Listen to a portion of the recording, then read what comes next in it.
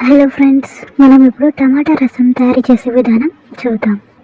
ముందుగా మనకు కావాల్సిన పదార్థాలు: ఎర్రని టమాటాలు, చింతపండు, కొబ్బరి పొడి, వెల్లుల్లిపాయి, ఆనియన్స్, కొత్తిమీర. దాని తర్వాత మనం కొబ్బరి పొడి, కొత్తిమీర, వెల్లుల్లిపాయని మిక్సీ చేసుకొని పేస్ట్ చేసి పెట్టుకోవాలి.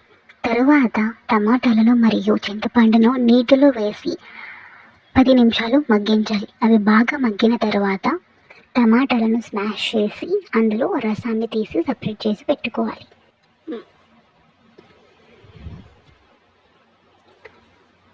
ఆ రసాన్ని మనం స్టవ్ మీద పెట్టి మనకు కావలసినంత ఉప్పు, కారం, పసుపు యాడ్ చేయాలి.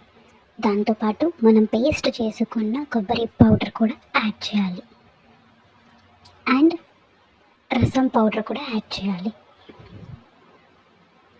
5 minutes దీన్ని మగ్గించాలి. బాగా మగ్గిన తర్వాత స్టవ్ ఆఫ్ చేసేయాలి.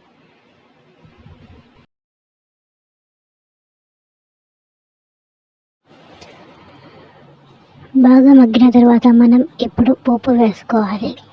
పోపుకు కావలసిన పదార్థాలు: ఆనియన్స్, ఎండుమిర్చి, జీలకర్ర, ఆవాలు అండ్ కరివేపాకు.